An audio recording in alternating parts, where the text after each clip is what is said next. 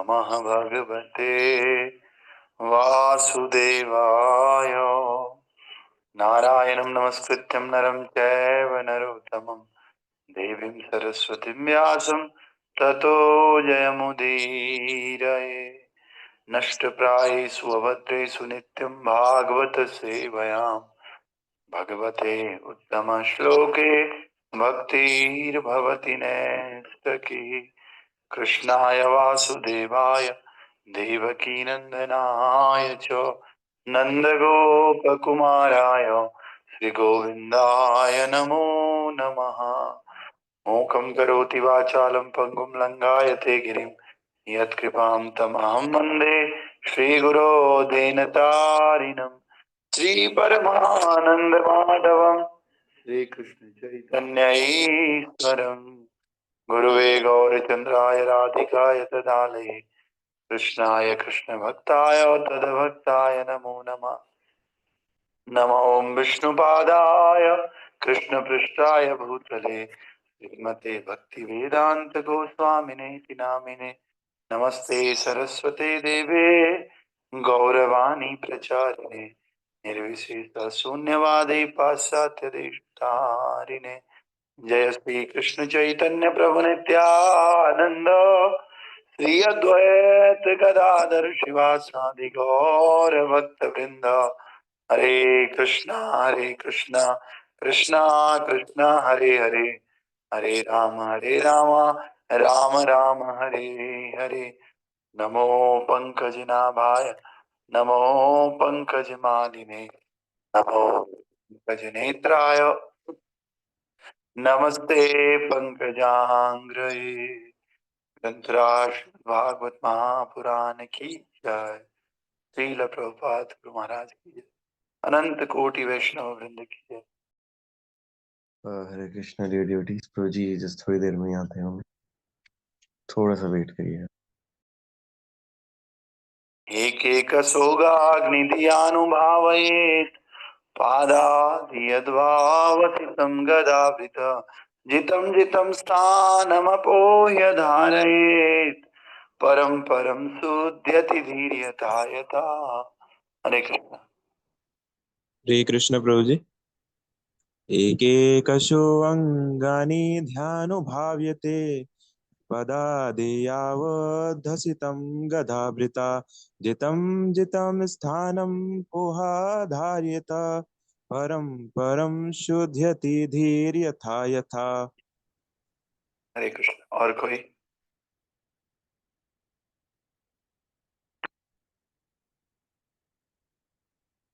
Okay, तो आगे सुखदेव गोस्वामी कह रहे हैं, जैसे हमने कल देखा था, हमें भगवान के चरणों का ध्यान करना चाहिए और अपने मन को जब तक हो सके तब तक भगवान पर स्थिर करना चाहिए। तो आज का श्लोक इस प्रकार से कह रहे हैं, ध्यान की प्रक्रिया भगवान के चरण कमलों से प्रारंभ करते हुए उनके हंसते मुखमंडल तक लेकर के आए। शुरू करना चाहिए चरण कमलों से और अंत करना चाहिए उनके मुखमंडल पर। इस तरह पहले ध्यान को चरण कमलों पर एकाग्र करें, फिर पिंडलियों पर, तब जांघों पर और क्रमशः ऊपर की ओर उठाते जाएं। मन जितना ही एक एक करके भगवान के विभिन्न अंगों पर स्थिर होगा, बुद्धि उतनी ही अधिक परिष्कृत होगी। तो हम जितनी देर तक और जितने अच्छे से भगवान के चरणों का स्मरण करेंगे, उतने ज्यादा हम एलिजिबल हो जाएंगे भगवान के और ऊपर के अंगों का दर्शन करने के लिए। तो इसी प्रकार से तात्पर्य बाय अर्चनीय वंदनीय प्रातः स्मरणीय जगत गुरु श्री प्रभुपाद जी द्वारा श्रील प्रभुपाद की जय। प्रभुपाद जी बता रहे हैं, भागवतम में ध्यान की जिस विधि को वर्णित किया गया है वो किसी निराकार या शून्य पर मन को एकाग्र करने की विधि नहीं है। ध्यान को तो परम भगवान के व्यक्तित्व पर एकाग्र करना चाहिए, चाहे वो उनका विराट रूप अर्थात विराट विश्व रूप हो या शास्त्रों में वर्णित उनका सच्चिदानंद विग्रह रूप। विष्णु रूपों के प्रामाणिक विवरण प्राप्त है और मंदिरों में अर्च विग्रह के प्रामाणिक प्रतिरूप। इस प्रकार मनुष्य अर्च विग्रह का ध्यान करना प्रारंभ कर सकता है जिसमें उसे अपने मन को भगवान के चरण कमलों पर एकाग्र करते हुए क्रमशः ऊपर ऊपर उठते हुए उनके मुस्कुराते हुए मुखमंडल तक आना चाहिए।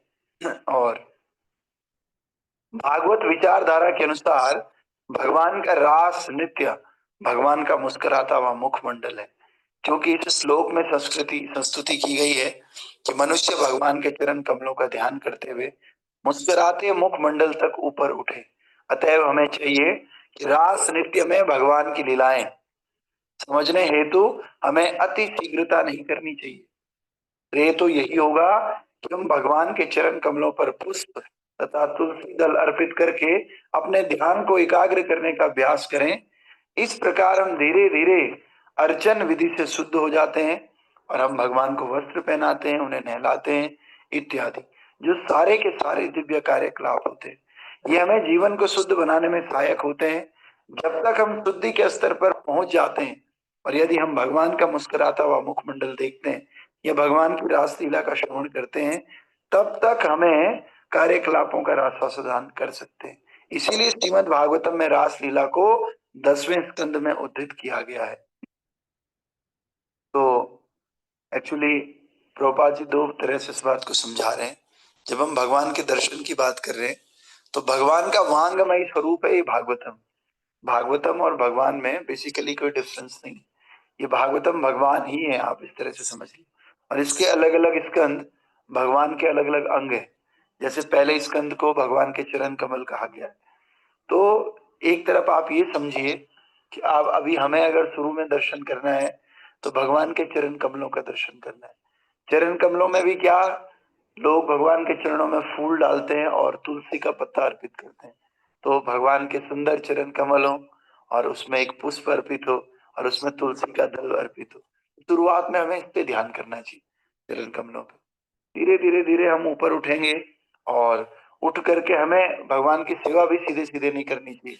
कुछ समय तक भगवान के चरणों का ध्यान करना चाहिए और जब थोड़ी सी शुद्धि अंदर आ जाए फिर भगवान को नहलाना चाहिए, भगवान को सुंदर सुंदर वस्त्र पहनाने चाहिए, तब जाकर के हम भगवान की सेवा कर सकते हैं। ऐसे नहीं कोई भी व्यक्ति आज आया, प्रभु जी थोड़ा भगवान के विग्रह को नहला दो, जरा जरा ड्रेसिंग कर लो आज भगवान की आप ऐसा नहीं होता है। इसीलिए इसको उनके जो मंदिर हैं वहां पर आपको ब्राह्मण इनिशिएटेड होना पड़ता है डिटी वर्शिप करने के लिए। लेकिन जो जगन्नाथ जी का विग्रह है या फिर हमारे गौर निताई हैं और जो छोटे सेंटर्स हैं जो इतने डेवलप नहीं है, वहां पर प्रीचिंग सेंटर्स में बस आप इनिशिएटेड होने चाहिए। इवन कभी कभी आप इनिशिएटेड नहीं भी हैं और आपने जो है हरिनाम ले रखा है कई सालों से, आप मतलब ट्रस्टेबल हैं, कई सालों से आप भक्ति कर रहे हैं, तो आपको भी सेवा का अवसर दिया जाता है डिटी वर्शिप करने का। मतलब आप अगर किसी के अनुगत्य में, किसी की शरण में जाकर के भक्ति कर रहे हैं तो दिया जाता है। वरना जो इस्कॉन के बड़े मंदिर होते हैं, स्टेब्लिश हैं, जहाँ पर विग्रह है, तो वहां पर तो एक ही नियम है कि आप ब्राह्मण इनिशिएटेड होने चाहिए। हर कोई वहां पर डिटी वर्शिप नहीं करता है, वही व्यक्ति करता है जिसकी ब्राह्मण दीक्षा है प्रॉपर, जो त्रिकाल संध्या करता है, मतलब रियल में जो ब्राह्मण हो चुका है। तो प्रचार के लिए ऐसा नहीं है, प्रचार के लिए कोई भी व्यक्ति कर सकता है। इवन हरिनाम दीक्षा ना भी हुई हो तब भी प्रचार किया जा सकता है। लेकिन भागवतम की क्लास के लिए तो आपको इनिशिएटेड होना पड़ता है, वो भी अगर 10वें स्कंद की क्लास कर रहा है कोई। तो इस प्रकार से ये योग्यताएं जो सेटेड हमारे आचार्यों ने सेट की हुई। तो इसीलिए मनुष्य भगवान के दिव्य रूप पर अपने चित्त को जितना ही एकाग्र करता है, चाहे वे चरण कमलों पर हो या पिंडलियों या जंघाओं अथवा वक्ष स्थल पर हो, उतना ही वो शुद्ध होता जाता है। इस श्लोक में स्पष्ट कहा गया है कि बुद्धि उतनी ही अधिक परिष्कृत होगी।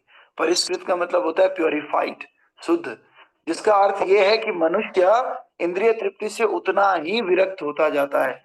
वर्तमान बद्ध अवस्था में हमारी बुद्धि अशुद्ध है क्योंकि वो इंद्रिय तृप्ति में लगी हुई रहती है। भगवान के दिव्य रूप का ध्यान करने का फल मनुष्य की इंद्रिय तृप्ति से विरक्ति द्वारा प्रकट होगा। अतएव ध्यान का परम उद्देश्य अपनी बुद्धि को शुद्ध करना है। तो वे लोग जो इंद्रिय तृप्ति में बहुत ज्यादा लिप्त रहते हैं, उन्हें अर्चना में सम्मिलित होने या राधा कृष्ण के दिव्य स्वरूप या विष्णु के अर्च विग्रहों का स्पर्श करने की अनुमति नहीं दी जानी चाहिए। मैं तो सेवा की बात कर रहा हूँ। प्रभुपाद जी तो कह रहे हैं स्पर्श भी नहीं किया जाना चाहिए। जो व्यक्ति घोर इंद्रिय तृप्ति कर रहे हैं, सांसारिक मनुष्य हैं, भजन जिनका अच्छा नहीं है, शुद्धि नहीं है, आचरण नहीं है, खान पान अच्छा नहीं, कहीं भी कुछ भी खा लेते हैं, उनको भगवान का विग्रह छूने का कोई अधिकार नहीं, उन्हें छूना ही नहीं देना चाहिए भगवान का विग्रह।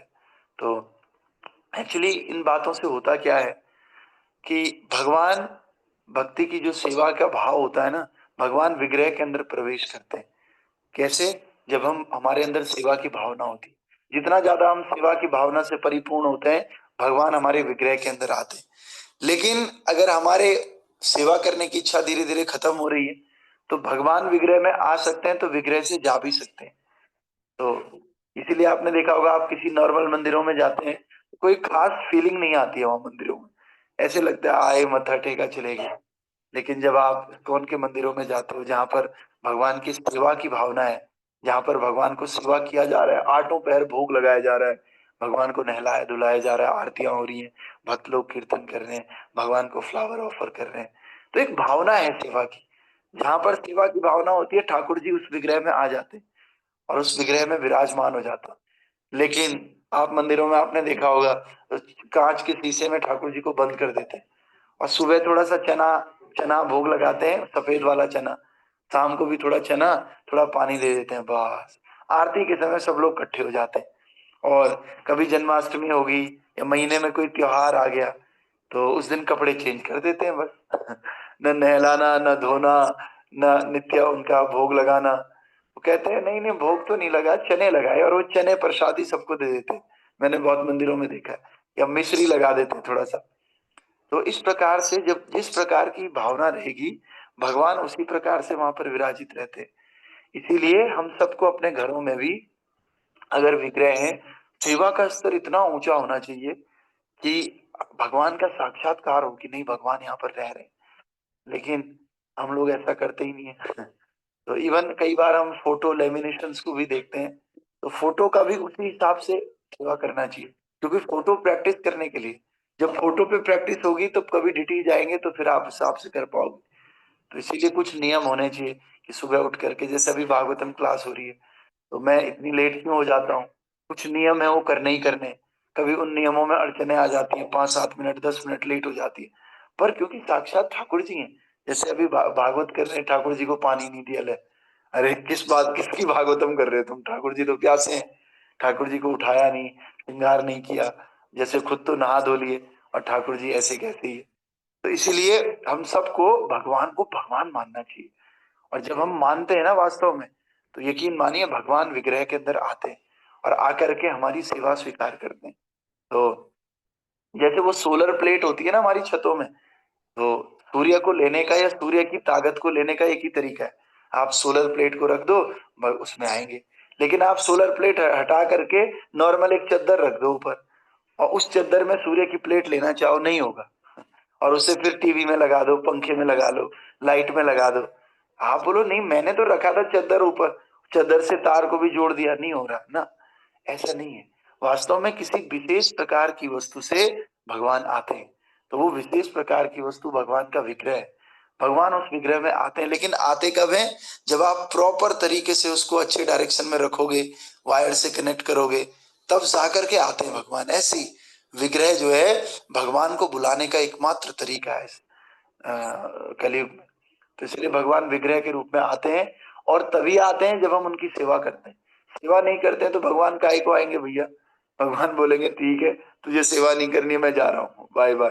फिर वो केवल वो पत्थर रह जाएगा। फिर वो जो है केवल पीतल का या किसी भी मेटल का एक एक मेटल है वो, फिर भगवान नहीं है, स्टैच्यू है फिर भगवान का। लेकिन सेवा करते हो तो लगातार सेवा करने से, भाव भाव से सेवा करने से भगवान उसमें आएंगे। इसलिए कहते हैं भावम नेच्छन्ति देवता, भाव से भगवान आते हैं, कोई भी देवता आता है उसमें। तो इसीलिए हम सब लोगों को इन स्टैंडर्ड का ध्यान रखना है। और अगर आप यकीन मानिए, ये प्रोसेस इतना स्ट्रांग है कि इस प्रोसेस को अगर आप विधि पूर्वक करते हैं ना, तो अवश्य रूप से आपको साक्षात्कार होता है, अवश्य भगवान आते हैं, अवश्य आपके जीवन में ऐसा लगता है कि नहीं, आपको किसी को पूछने की जरूरत नहीं पड़ती भगवान होते भी कि नहीं होते, आप फील करते हैं उनको हृदय में। और इसलिए हम सबको नित्य रूप से भाव से भगवान की सेवा करनी है। और उसी प्रकार से भगवान के जैसे ही ये भागवतम, भागवतम की भी ऐसे ही भावपूर्वक सेवा करनी। ये समझना है कि भैया ये तो भगवान कृष्ण ने ही साक्षात बोला है, और बोला भी है, इसमें कोई संशय नहीं। और एक एक लाइन को ऐसे पढ़ना है, पढ़ करके फिर आगे चलना है, इनकी सेवा करनी है, इनको पढ़ करके। तो इस प्रकार से हमारा उद्धार होगा और हम आगे बढ़ पाएंगे। तो कल हम देखेंगे। अब देखो ये हृदय में भगवान वाला चैप्टर क्या है कि हम धीरे धीरे धीरे भगवान को ध्यान करेंगे, उनके अंगों का ध्यान करेंगे और भगवान हमारे हृदय में आएंगे, हमारा हृदय शुद्ध होगा। इसीलिए इसका नाम है हृदय में भगवान। कल हम देखेंगे यावञ्जायेत परा विश्विन विश्वेश्वरे दृष्टि भक्ति योग तावत स्तीव पुरुषस्यम रूपम क्रियावसाने प्रयत स्मरेत। जब तक स्थूल भौतिकवादी व्यक्ति दिव्य तथा भौतिक दोनों ही जगतों के परमेश्वर की प्रेमा भक्ति विकसित नहीं कर लेता है ना, तब तक उसे अपने कर्तव्यों को पूरा करने के बाद भगवान के विराट रूप का स्मरण, ये ध्यान करना चाहिए। तो अभी हम प्रेमा भक्ति के स्तर पर नहीं है भक्तों, अभी तो हम फिलोसफी के स्तर पर है, किसी ने समझाया और बुद्धि के स्तर पे हाँ भक्ति करनी चाहिए, लेकिन भगवान के लिए गाढ़ा प्रेम नहीं है हमारे हृदय में अभी। तो कह रहे हैं जब तक ये गाढ़ा प्रेम नहीं है ना, तब तक आप आर्टिफिशियली रिनाउंस्ड मत हो जाओ, तब तक अपना काम धंधा मत छोड़ो, तब तक ये मत बोलो कि मैं अब तो सन्यासी होने जा रहा हूँ अगले महीने, मैं तो घर बार छोड़ के हरिद्वार जा रहा हूँ। प्रभुपाद जी कह रहे हैं तब तक क्या करो, आप भगवान अपने जो कर्तव्य हैं इन कर्तव्यों को पूरा करने के बाद भगवान के विराट रूप का स्मरण करना चाहिए। और जब हम धीरे धीरे प्रेमा भक्ति के स्तर पर आ जाएंगे तो धीरे धीरे अपनी चीजों को कम कर सकते हैं। जैसे कई लोग मंदिर जाते हैं और थोड़ा भक्तों का संग मिलता है, तुरंत जैसे कोई मान लिया भक्त है वो पार्ट टाइम जॉब करता है, तुरंत पार्ट टाइम जॉब को छोड़ देता है, बोला नहीं अब तो भक्ति करनी। फिर एक दिन दो दिन तीन दिन तो उसे ठीक लगता है, अब भक्तों का संग का असर खत्म हो जाता है, फिर उससे पता चलता है ओहो ये तो डिफिकल्ट हो गया, अब तो नौकरी भी हाथ से चले गई और भक्ति भी इतने अच्छे से नहीं हो रही है। तो इसलिए प्रभुपाद जी कह रहे हैं और सुखदेव गोस्वामी कह रहे हैं कि भाई आप अभी प्रेमा भक्ति के स्तर पर नहीं हो तो अपने कर्तव्यों को पूरा करने के बाद जो टाइम बचता है वो भगवान को दे दो आप शाम को। समझ रहे हैं? इस प्रकार से हम सबको करना है। और कल बहुत सारे फेस्टिवल्स थे, शाम को हमने बताया था राधा रमन जी का प्राकट्य था कल। कल श्रीनिवास आचार्य का भी प्राकट्य था, परमेश्वरी दास ठाकुर का भी डिसअपियरेंस था, और हमारे माधवेंद्रपुरी श्रीपाद माधवेंद्रपुरी का भी कल अपीयरेंस था। तो इन सब भक्तों के बारे में इन सब भक्तों के बारे में हमने बात भी करी है पहले शाम की क्लास में। सुबह हमारे पास समय होता नहीं है, सुबह होता तो हम इनके बारे में बताते। तो ये याद रखिए नरसिंह चतुर्दशी के अगले दिन ये सब होता है, क्योंकि नरसिंह चतुर्दशी के दिन ही गोपाल भट्ट के हृदय में आया था कि भैया सबके पास तो विग्रह है लेकिन मेरे पास तो शालिग्राम ही है, तो मैं शालिग्राम को क्या पहनाऊं, क्या क्या इनका श्रृंगार करूं, क्योंकि शुद्ध भक्त है। तो रात को ऐसा सोच करके सोए थे, सुबह सुबह ऑल्टर में गए नरसिंह चतुर्दशी के दूसरे दिन, तो देखा कि उन्हीं शालिग्राम से राधा रमन जी का प्राकट्य हो गया।